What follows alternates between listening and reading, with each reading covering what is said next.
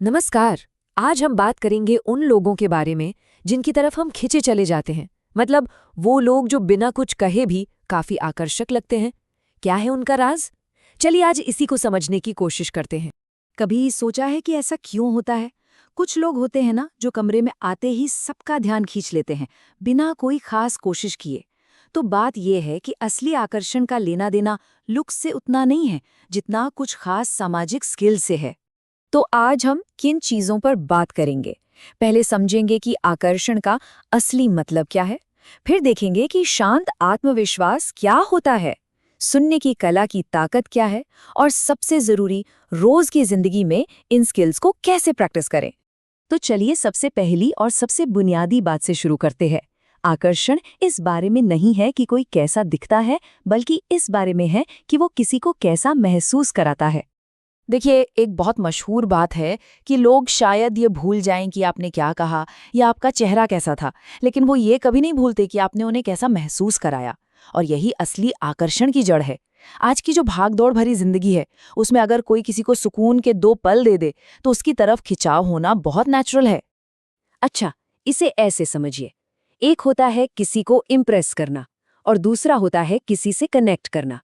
Impress करने में सारा ध्यान खुद पर होता है, हम खुद को साबित करने में लगे रहते हैं, जबकि कनेक्ट करने में ध्यान दूसरे इंसान पर होता है।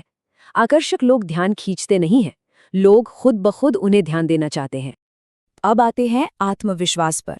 असली कॉन्फिडेंस वो नहीं है जो शोर मचाए, बल्कि ये एक शांत और स्थिर सी ऊर्जा है जो बिना कुछ बोले भी महसूस हो जाती है। यहाँ जो फर्क है ना, वो साफ पता चलता है।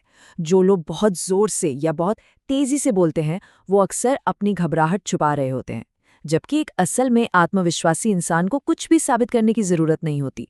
वो अपनी कमियों के साथ भी कंफर्टेबल होता है, और यही बात उसे और रियल बनाती।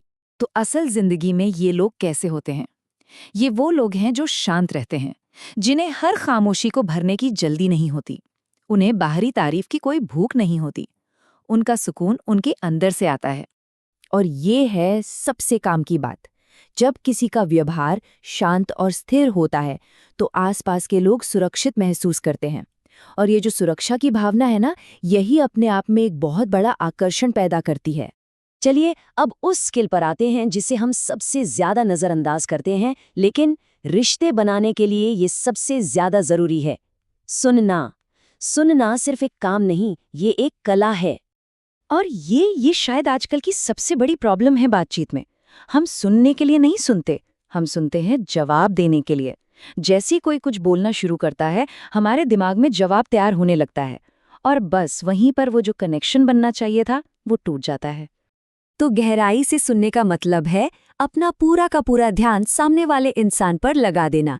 जब हम ऐसा करते हैं तो असल में हम उन्हें ये बता रहे होते हैं कि उनकी बातें, उनके एहसास हमारे लिए मायने रखते हैं।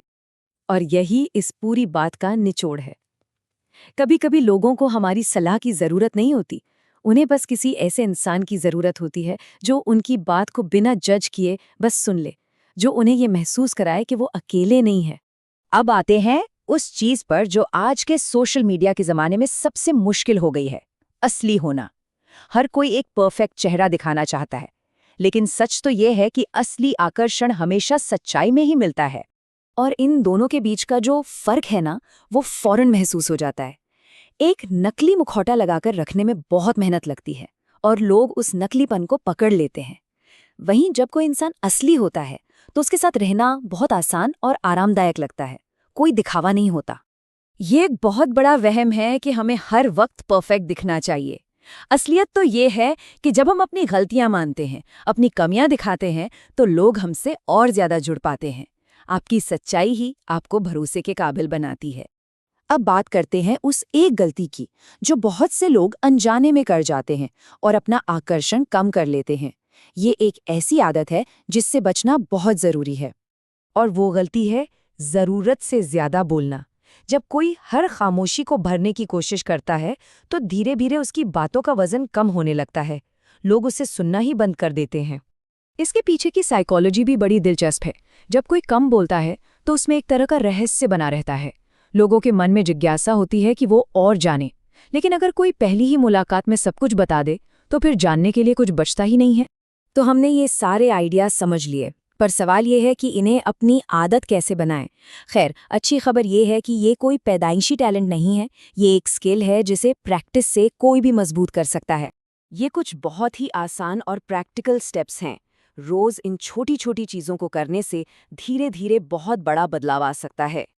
और याद रखने वाली बात यह है कि ये एक दिन में नहीं होता। असली और टिकाऊ बदलाव हमेशा छोटे छोटे लगातार किए गए प्रयासों से ही आता है। ये सफर बेहतर बनने का है।